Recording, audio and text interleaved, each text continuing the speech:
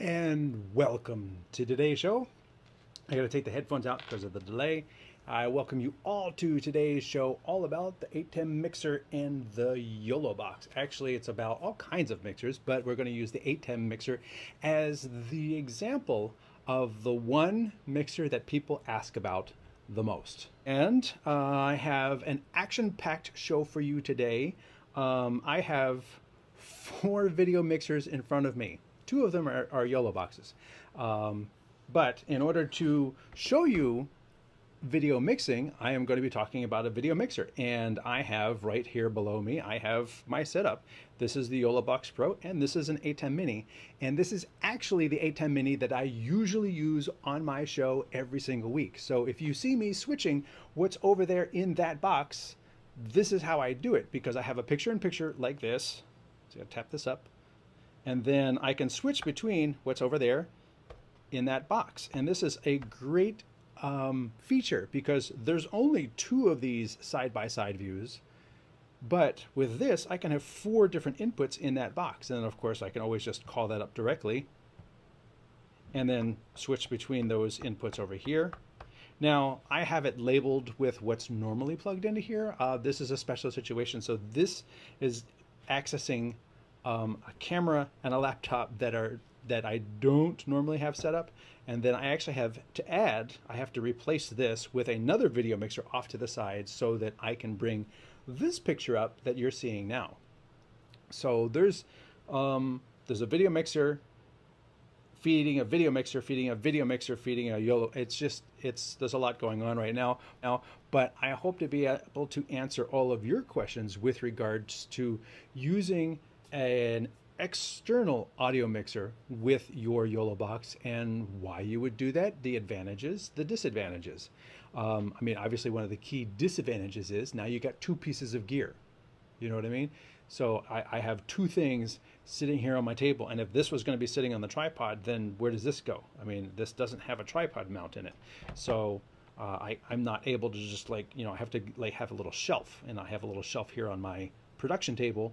But if you don't have a production table, if you're sideline at a soccer game, then having an external switcher becomes a little bit more of a challenge. So there are advantages and there are disadvantages. And it also depends upon what YoloBox you're using, because if you have a YoloBox Pro, you've got 3 HDMI inputs. Do you need more? If you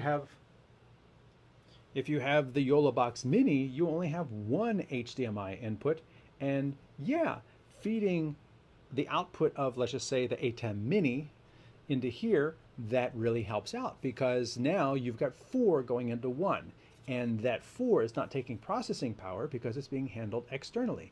And as you can easily see, this has tactile buttons. You never have to look down to switch between the 2 things because I've got buttons right under my fingers, and if I move my hand away and move my hand back, I can easily feel where those buttons are and go back to switching between the sources. I don't have to look at it. That's one of the nice things. Plus, it's also an audio mixer. You can do effects, you could do pictures in pictures, and if you've got the bigger ones, you've got multi-source and other capabilities. So there are definite advantages to leveraging the capabilities of an external mixer with everything that you have in the YoloBox. DJing says, using and recommending ATEM Mini Pro Switcher Studio, what would be the benefits to use YoloBox? Oh, using and recommending ATEM Mini Pro and Switcher Studio. Those are great tools. I am a Switcher Studio user. Gosh, been using that since 2017. And I am an ATEM Mini user, obviously. So there are many tools, and that's just it. They're tools. And different tools have different advantages. I'm not going to use a screwdriver to do what a wrench does.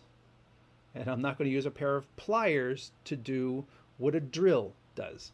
There's different tools for different needs.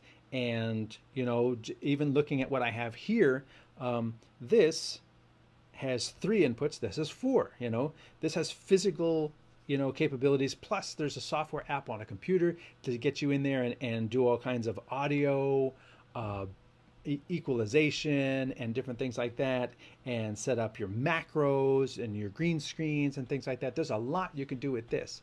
But this is not going to bring in user comments. This is not going to stream to multiple destinations. This is not going to, play back video inside this unit. If you need something that is compact and all-in-one, this is your tool. If you need more capability or different capability, like if you have Blackmagic cameras and through software you want to remotely through this device reach out and be able to control the brightness of those cameras remotely, well, this is your tool, because this doesn't do that. Different tools for different tasks. People always ask, what's the best camera? I said, what are you doing it? What do you need using it for? That's what determines the best camera. The camera I'm using here in the studio is not the camera I would use on the sideline of a sports game. Different tools for different tasks. And DJs add a DJ mixer on top of all this. Absolutely. There's always more stuff, because if you're a DJ or you're really, have a lot going on with audio, you're going to have an external audio mixer as well. And you give that to an audio person. Here's another example of why you would use an external mixer, like I have here. This is another reason you would use an external mixer is, the ATEMs. Let me jump over here and show you what I'm talking about. For those who don't know, okay, I have to go through a couple different mixers here.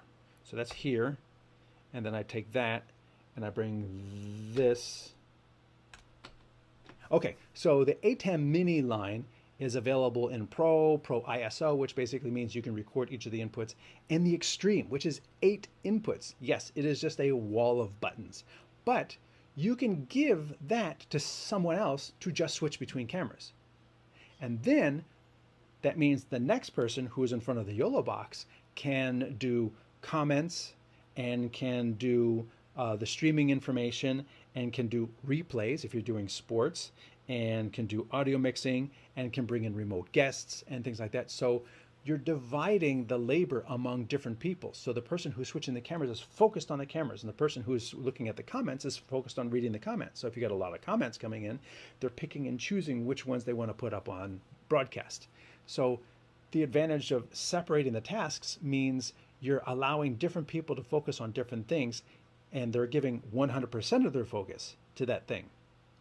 If I am doing the switching, and I'm doing the comments, and I'm doing the talking, and I'm doing the graphic switching, I'm only able to devote 20% of my time to each of those things, which is why it doesn't go perfectly smooth all the time. If you start a YoloBox Pro live stream, along with adding a YoloBox Mini to the Pro stream using the live stream video input, theoretically you could create a stream indefinitely vis-a-vis battery life. You don't actually have to work that hard. If you just use an external battery on your Pro, the battery in the YoloBox Pro is your backup. So you can be out of the field with an external USB-C battery. And I have done this. If you go back to the live shows, there was one where I was at the Film Expo in Dallas, and I was completely battery operated on one tripod with multiple cameras and everything. And I had the external battery going into the YoloBox Pro, and it will draw that down first. And then, just keep checking the battery. When that battery is done, you unplug it, put it to the side, plug a new one in. And then you run that battery down and you unplug it, and plug a new one in, and you just keep going. And when you unplug it, it automatically switches to the internal battery. That's your backup battery, but it's always there. It's built into the YoloBox. Why overlay of side-by-side multi-video do not work? I can only do lock overlay of single video. Why overlay of side-by-side multiple video not work? I can only do lock overlay of single video. You can't use the same video twice. I believe this question was in the Facebook group, because the device, you can only access one video. Like if I'm doing a picture-in-picture like this, I can put a video in the background, but I can't have that same video over there in the box. I don't even know why you would want to, but let's just say you want to. You can't have the same, you can't play the same clip there and there. You have to play 2 different clips. So that is a source and that is a background. Those are 2 different things.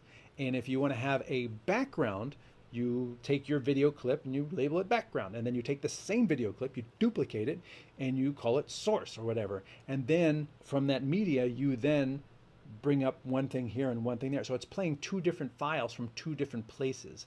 It's not two different parts of the YoloBox trying to grab the same file at the same time. It doesn't work that way. You can't do that. Just like you can't have two people open the same Word document at the same time. That's not a thing. Which transmitter wireless is good? Wireless. Transmitter wireless is good. Are you asking about video or audio? If you're talking about audio, there's lots of them that are good at this point. It's hard to find a bad one. If you're asking about video, Holy Land is sort of like the mid-level, and Axun is right kind of in the hunt there too. And then once you get over $1,000 per camera, then you can you'll get better quality, better distance, more reliability, and lower latency. Which one is good? There are a lot of really good ones over $1,000. I'm pretty sure that's probably not your question though. Please, is the YoloCast fully paid, or is it possible to use part of it for free?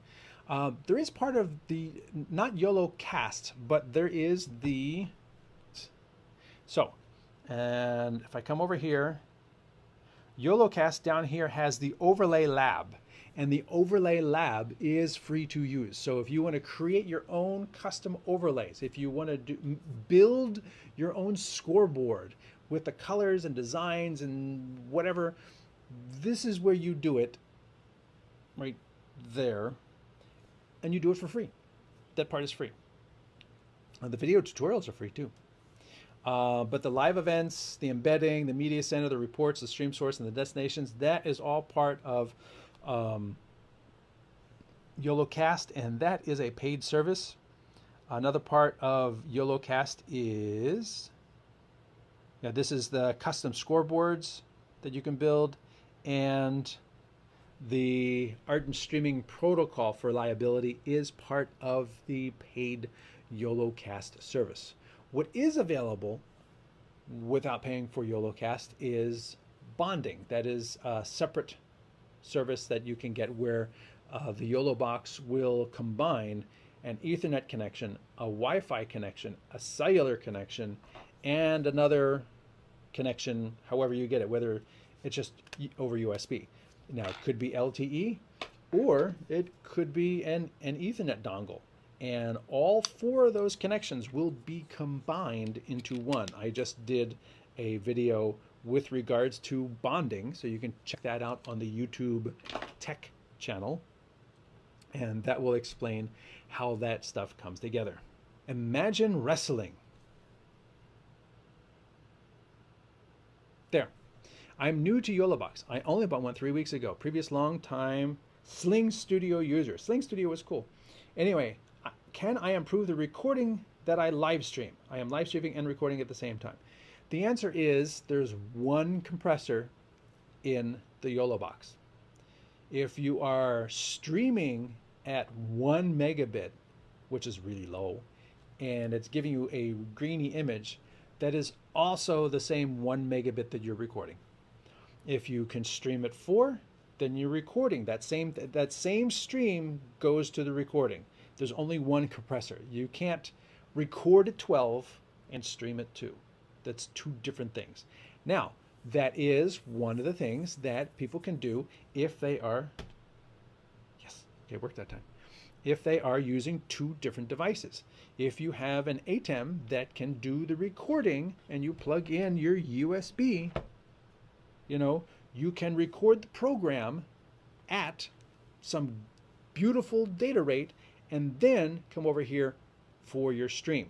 Now, obviously, if you're doing your graphics and your comments and everything else over here, you're not recording that because it's happening after what happens here. So there is that. One cheat that I have seen is if you have the 8, if you have the one with 8 inputs, you switch using the first, whatever, 4 or 6, whatever, and then you send the output of that over here for your graphics, your streaming, your comments, your scoreboards, your everything else. And then the output of this is streamed at 4 megabits, but then your HDMI out comes back into here, into input number 8. And then you do ISO recording.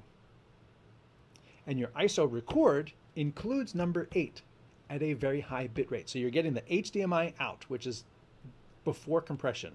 You're getting the HDMI out of your YoloBox, and you're recording it on your ATEM at a high data rate that is not the low data rate that's being streamed by the YoloBox. So again, that's another way to leverage the different advantages of the different tools and actually use them both together. These two complement each other very well. It's not, oh, I only use the ATEM, oh, I only use the YoloBox.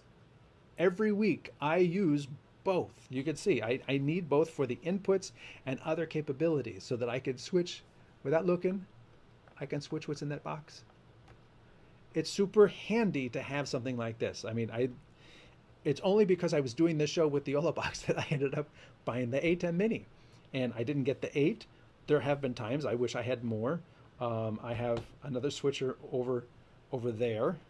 It's this one with 4 more inputs, but this switcher, I don't use that one because it's really annoying. But I still have it around because it's another switcher, and I needed it today to be able to switch what I'm showing here into what I'm also doing on my other YoloBox Pro and my video switcher. So 4 video switchers in front of me. I think I can still record on Sling Studio and stream on YoloBox then. That could work as well, because if you're still using the Sling Studio for everything, or you can just take the output of the YoloBox and run it into the Sling Studio and just use it as a separate recorder. And that way you're, again, leveraging the capabilities of each device. And the Sling Studio, if it's great for doing a recording, because it has a physical HDMI input, HDMI out, HDMI in, do a record at this beautiful data rate, and stream and do everything else in the YoloBox. I mean, technically you can do that, you know, with a second ATEM, or a second ATEM, a second YoloBox. You could use it with one of those monitor recorders, like an old Atomos Ninja. Well, if you want to record in ProRes, that is. Or who came out with the one? Blackmagic came out with the one that records in H.264. So you could use the Blackmagic monitor recorder to an SD card in H.264, so you don't have to record in ProRes. Obvious request: control the ATEM Mini from the user interface of the YoloBox. Nope, I don't see that happening because it's 2 different companies. There's the YOLO has no vested interest in controlling the ATEM, and ATEM has no vested interest in allowing the YoloBox to control it. You know, that's like saying, oh, we should have the YoloBox, you know, control my car.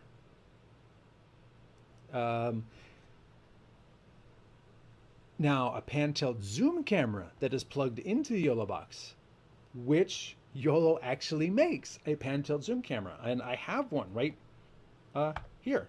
This camera, which you can't see because you're not looking at the output of the Pro.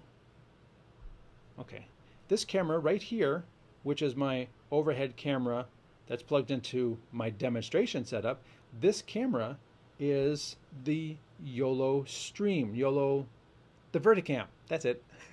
It's the vertical camera.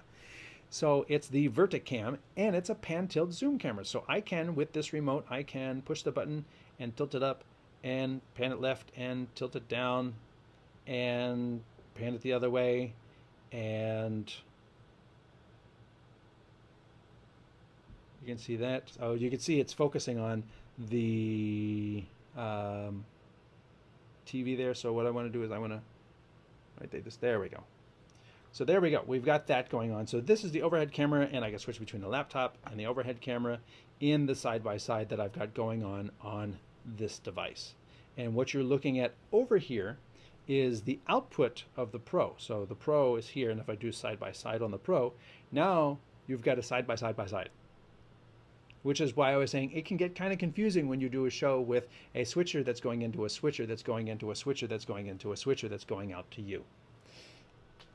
And if that's why it's like some people say doing a live show is easy. Not a technical live show. It gets really confusing really fast. Are there any precautions when selecting between USB or SD as a recording device? Thanks for a great show. Well, you're welcome. Not as far as I know in terms of any precautions. I have used the built-in SD card for every show that I've done, including shows where I'm playing back content. So I'll have a video playing in the background that's coming from the SD card. Meanwhile, the show is being recorded to the SD card. And honestly, there's a third thing that's going on because replay is always on the new devices. So it's always caching the last 10 seconds of content on the card. So it's doing all of those, including streaming and encoding and sending the stream out. So it's doing a whole lot. And one of the features I had requested in the feature request poll was the ability to turn things off that I'm not using. So I could turn replay off because during this show, I don't need instant replay. If I need to show you something again, I'll do it again. So the ability to turn replay off would mean that the computer, that tiny little 8-inch tablet is not always doing this extra secondary record and caching it and caching it and caching it and caching it and having the, for when I push the replay button. So I could do this.